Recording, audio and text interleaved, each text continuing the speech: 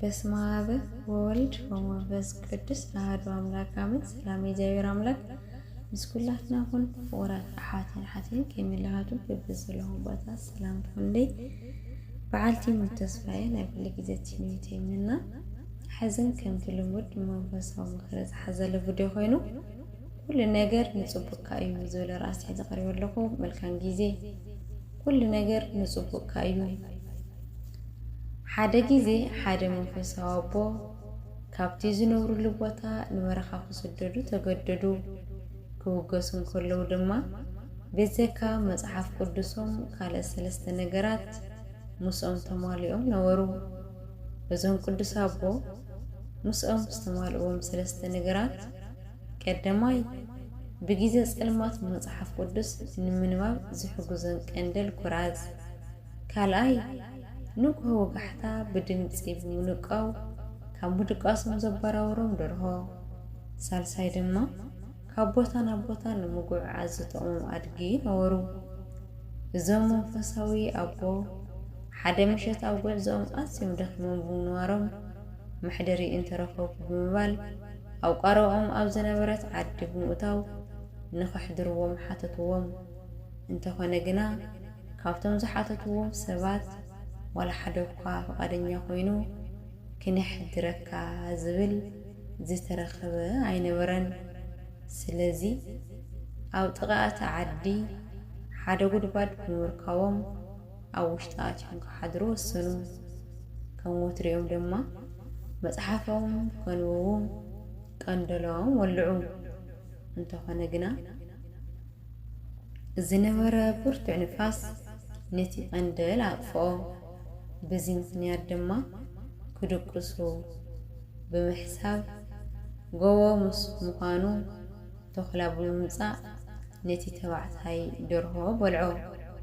ዝተደራረበ ጉድኣት ዝበጽሖም እቶም ሽማግለ አቦ ሓገዝ ንምርካብ ናብታ ኣብ ጥቕኦም ዝነበረት ዓዲ ምስ ተመልሱ ሸፋቱ ነቶም ነበርቲ ዓዲ ብምልኦም ብምቕታል ንብረቶም ብምዝራፍ ዕን ዓዲ ኮይና ጸንሐቶም።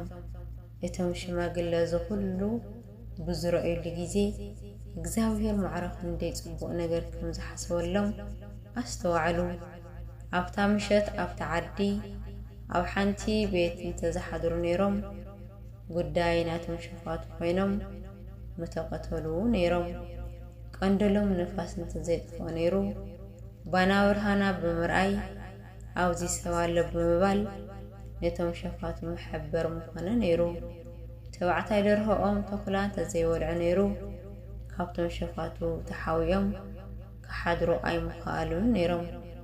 እግዚአብሔር ካብ ውሽጢ ክፉእ ነገራት ጽቡቕ ነገር ከውፅእ ዝኽእል ኣምላኽ እዩ። ስለዚ ኩሉ ጊዜ ዋ ኣምላከይ ንዝወረደኒ ሽግር ንዘጋጠመኒ ፈተናን መንከራን ኩሉ ንጽቡቐይ ስለ ዝገበርካለይ የመስግነካ ኣለኹ ንበል ትብል ይብል ዝቕዱስ ቃሉ። ካብዛ ጽሕፍቲ ንምሃሮ ነገር ትልዩ ማንም ነገር ንጽቡቕና ምዃኑ ክንኣምን ኣለና።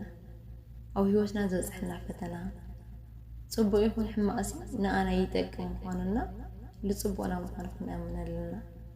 ሕዚ ሓደ ጊዜ ዝኾነ ፈተና የጋጥመካ እዩ። ንምንታይ ፈተና ኣጋጢሙና ግን ነማርር ኢና። ወይኒ ግና እቲ ፈተና ንሱ ለኣና ይጠቕመና እዩ። እግዚአብሔር ዘይጠቕመካ ይበካይ ትኽእሎ ኸዓ ይልበካ። ቃዕምና ይፈልጦ እዩ ንወፀ ነገር ይዝበና እና ካብቲ ፈተና ብዙሕ ነገር ንምሃር ኢና። ሓደ ትዕግስቲ ልበሃል ነገር ኣሎ። ነቱ ፈተና ክንሓልፍ ብትዕግስቲ ኢና ንሓልፎ። ካብኡ ትዕግስቲ እናተላመድና ኸይና ኣብ መላእ ህይወትና ድማ ትዕግስተኛታት ክንኾን ኢና። ካልኣይ ነገርን ናብ እግዚአብሔር ንቐርብ ኢና። ፈተና ካጋጥመና ከሎ ናብ እግዚአብሔርና ንቐርብ። ብኡ ደሞ እናተለማመድና ናብ እግዚአብሔር ኩሉ ግዜ ንክንቀርብ ይሕግዘና እዩ። መዝሙር ንክንሰምዕ፣ ጸሎት ናብ እግዚአብሔር ንክንገብር ይሕግዘና እዩ።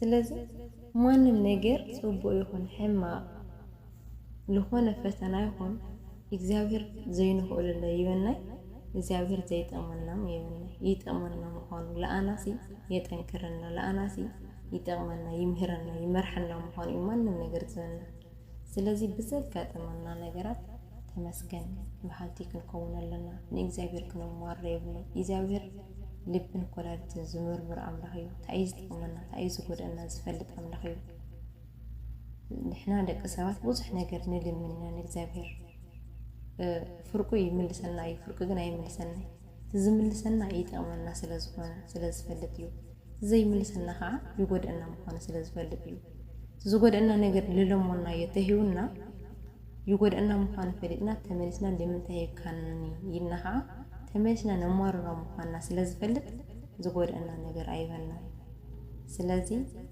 ብዘጋጠመና ለምንታይ ለማዓንቲ እዚኣ ላይ ሆነት አይንበል ለማዓንቲ ላይ ሆነት እግዚአብሔር ስለዘይፈቀደ ለይጠቅመና ምዃኑ ስለዝፈልጥ እዩ እና ብለጋጠመና ነገር መመስገን ምዃን ኣለና ያተምህረና ሓንቲ ብጣዕሚ ዝፈትዋ ታሪካዊ ቦታት ይስማዕ ህዋሲ ክልተ መናእሰይ ብሓደ ይነብሩ ነይሮም ይብሉና እዞም መናእሰይ ምንም ዝምድና የብሎም ዝምድናኦም ብዕርክነት እዩ ኣብ ትምህርቲ እዮም ዝፋለጡ ግን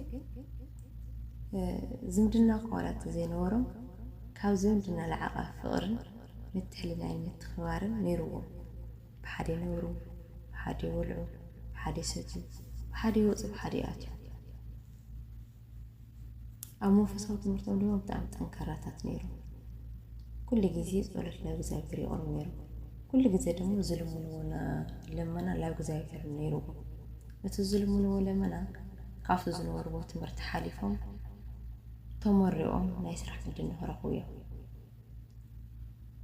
ካብ መዓልታት ሓደ መዓልቲ ዓመት ተወዲኡ ፅረ ፃምኦም ንኽረኽቡ ናብ ቤት ትምህርቲ ኣምርሑ ኮይኑ ግና እቲ ሓደ ሓሊፉ እቲ ሓደ ግን ኣይሓለፈን እቲ ዝሓለፈ ናብ እግዚአብሔር ንብዓት ምስተሓወሶ ኦ ኣምላኬ لمتى محزاي كاي فولي خيو بحدا ملعنا بحدا مستاينا بحدا مدقسنا بحدا ننسجنكا بحدا نلمنكا لمتى كاي فولي خيو وي بحدا زي محلف كنا وي بحدا زي مترف كنا يلو لموين صلت غيرو